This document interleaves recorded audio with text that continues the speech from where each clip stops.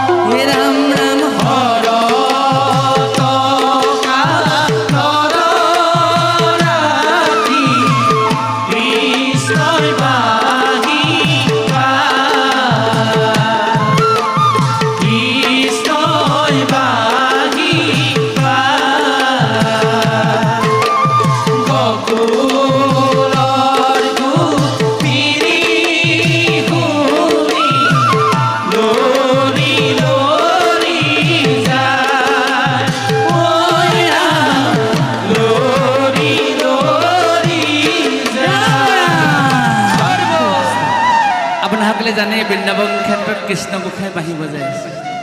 এই মধ্যনিশাকাল গোপিনীসকলে শুনিলে যে মধুৰ বাঁশী ধ্বনি আহিছে আৰু তেওঁলোকৰ মন প্ৰাণ হৰি নিছে। লাহে লাহে গোপিনীবিলাক পৰমাত্মাৰ চৰণত ধাৱিত হৈছে। গোপিনীসকলে আপোনালোকে জানে গৃহ ত্যাগ কৰি বৃন্দাবনলৈ আহিছে। এতিয়া ডাঙৰ কথাটো হ'ল গোপিনীসকলৰতো একে বয়সৰ নহয়। গাভৰু গোপিনীসকলে কৃষ্ণৰ বংশীমাত শুনিলে লৰি লৰি আহি পিনি বৃন্দাবন ক্ষেত্ৰ পালে। এতিয়া আমাৰ মাও আহিবলৈ মন যায়, তলত বহিব নোৱাৰে, ওখত বহাব লাগিব, কোনোবা এদিন আনিব লাগিব। গতিকে মাহঁতৰ নিচিনা গোপিনীসকলৰ অৱস্থাটো কি হ'ব? এতিয়া তেওঁলোকেতো গাভৰুসকলৰ লগত ফেৰ মাৰি যাব নোৱাৰিব। তেতিয়া গোপিনীসকলে কি কৈছে, সেই আইতাহঁতৰ নিচিনা মাহঁতৰ বয়সৰ গোপিনীসকলে সেই গোসাঁই ক'ত বজাইছে, ব'লাচোন বোলে। গাভৰুসকলতো গুচিয়ে গ'ল। এতিয়া বৃদ্ধা গোপিনীসকলে ইগৰাকীয়ে সিগৰাকীক কৈছে, আই বায় বায় কৃষ্ণ ক'তেনো কৃষ্ণই বাঁহী বজাই আমাক দিয়া দেখুৱাই। আয় বায় বায় বায় ক'তেনো কৃষ্ণই বাঁহী বজাই আমাক দিয়া দেখুৱাই। আয় বায় বায় বায় ক'তেনো কৃষ্ণই বাঁহী বজাই আমাক দিয়া দেখুৱাই।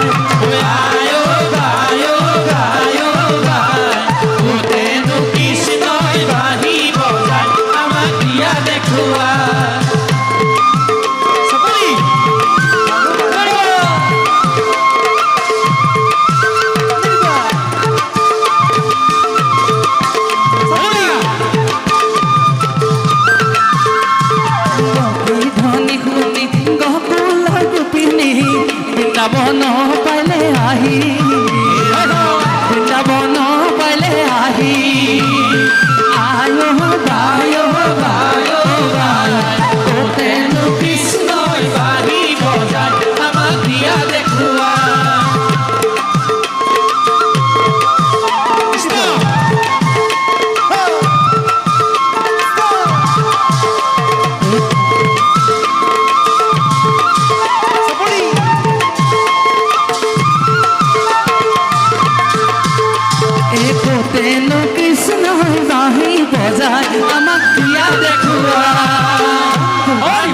লাহে লাহে ইগৰাকী গোপিনীয়ে সিগৰাকী গোপিনীক দেখুৱালে, বাট দেখুৱালে, ইগৰাকী সিগৰাকীৰ লগ লাগি, অৰ্থাৎ জীৱাত্মাসকল লগ লাগি পৰমাত্মাৰ ওচৰ পালেহি। এতিয়া গকুলৰ গোপিনীসকলৰ অৱস্থা কি হ'ল? গকুলৰ গোপিনী নাখাই ভাত পানী, বিচনাত পৰিলেও নধৰে টোপনি। গকুলৰ গোপিনী নাখাই ভাত পানী, বিচনাত পৰিলেও নধৰে টোপনি। গকুলৰ গোপিনী নাখাই ভাত পানী, বিচনাত পৰিলেও নধৰে টোপনি। গকুলৰ গোপিনী নাখাই ভাত পানী, বিচনাত পৰিলেও নধৰে টোপনি। কৃষ্ণৰ লগত থাকিব মন, কৃষ্ণতে অৰ্পিলে মন, কৃষ্ণতে অৰ্পিলে মন। গকুলৰ গোপিনী নাখাই ভাত পানী, বিচনাত পৰিলেও নধৰে টোপনি। কৃষ্ণৰ লগত থাকিবৰ মন, কৃষ্ণতে অৰ্পিলে মন, কৃষ্ণতে অৰ্পিলে মন, কৃষ্ণতে অৰ্পিলে মন। এতিয়া গোপিনীসকল আহি ৰাসমঞ্চ ভৰি পৰিলে। ভগৱন্তে দেখিলে সৰ্বনাশ, গোপিনীসকলে দেখোন ঘৰ বাৰীয়ে গুচি আহিলে। আপোনালোকে জানে তেতিয়া গোপিনীসকলক, অৰ্থাৎ আপোনালোকক ভগৱানে কৈছে যে মধ্যনিশাকাল তোমালোক কিয় গুচি আহিলা, ঘৰলৈ যোৱাকৈ যোৱা। হয় হয়। তেতিয়া গোপিনীসকলে ভগৱানক কৈছে, প্ৰভু তুমি য'ত থাকা তাত দিন ৰাতিৰ প্ৰভেদ নাথাকে, একমাত্ৰ তুমি থাকিলেই হ'ল। তেতিয়া আকৌ ভগৱানে কৈছে, ডাঙৰ কথা হ'ব নহয়, তোমালোকৰ পিতৃ মাতৃ বাঘ খুঙে খাব, বন্যপ্ৰাণীয়ে তোমালোকক আক্ৰমণ কৰিব পাৰে, তোমালোক ঘৰলৈ যোৱা। আপোনালোকে জানে তেতিয়া গোবিন্দই কৈছে, যেতিয়া গোপিনীসকলে কৈছে হে প্ৰভু, তুমি যেতিয়া বৃন্দাবনত আছা আমাক বন্যপ্ৰাণীয়ে একো আক্ৰমণ কৰিব নোৱাৰে, কাৰণ তুমিয়েই হৈছা কৰ্তা বিধাতা। তেতিয়া ভগৱানে কৈছে, ডাঙৰ কথা হ'ব, তোমালোকৰ পিতৃ মাতৃয়ে তোমালোকক বেয়া বুলিব নহয়, নিশাখন গুচি আহিছে, যোৱা গৈ যোৱা। হে প্ৰভু, তুমি হেন জগতৰ পিতা মাতা থাকোঁতে আমাক জানো আৰু পিতা মাতা আমাক লাগে? তুমি অবিহনে আমি ক'তো যাব নোৱাৰোঁ। ভগৱানে ভাবিলে সৰ্বনাশ, কি হ'ব এতিয়া? আপোনাসকলে জানে গোপিনীসকলৰ ভক্তিত মহাপ্ৰভু সন্তুষ্ট হৈছে, আৰু মহাপ্ৰভুৱে তথাপিতো গোপিনীসকলক কৈছে কি কৈছে তোমালোক ঘৰলৈ যোৱাকৈ যোৱা আবেলি হ'ল নহয় যাব লাগে নহয় যোৱাকৈ যোৱা ইয়াত ৰাতি থাকিব নাপায় গোপী হ'বহে যোৱাগৈ নিজ গৃহলৈ স্বামী সেৱা কৰা ইয়াত নাথাকিবা গৃহতে কৃষ্ণ পাবাগৈ গৃহতে কৃষ্ণ পাবাগৈ গোপী হ'বহে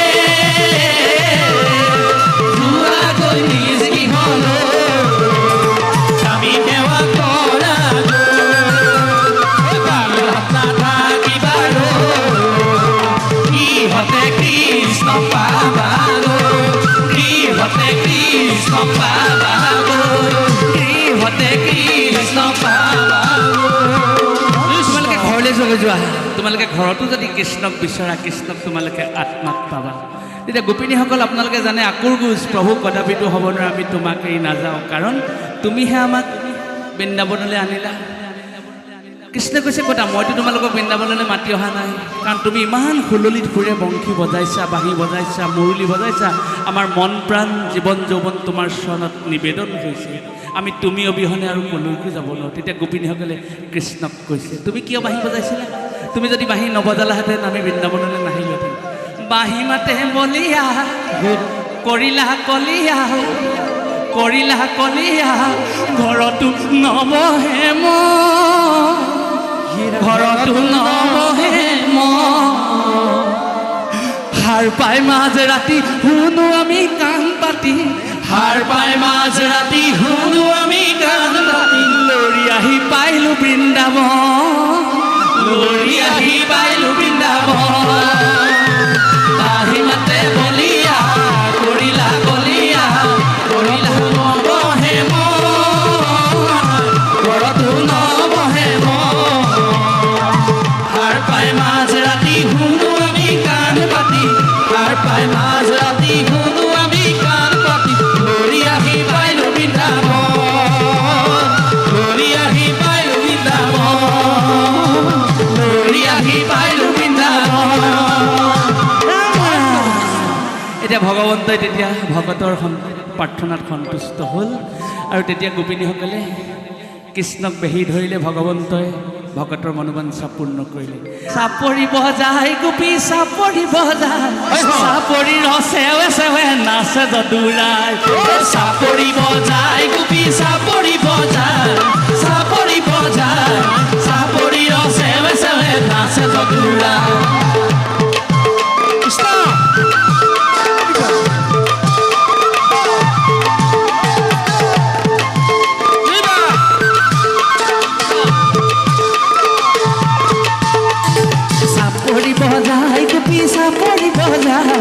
চাপৰি বজাই চাপৰি ৰচেৱে চেৱে নাচে যদুৰাই চাপৰি বজাই গোপী চাপৰি বজাই চাপৰি বজাই চাপৰি ৰচেৱে চেৱে নাচে যদুৰাই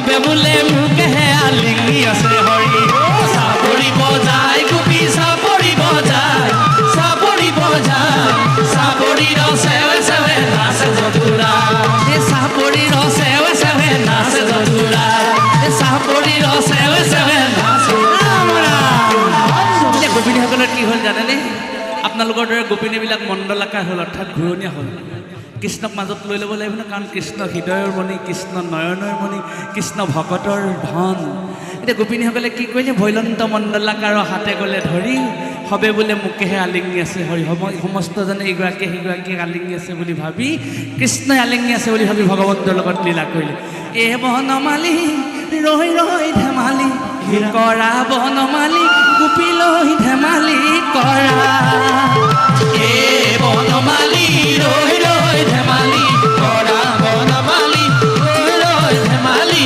কৰা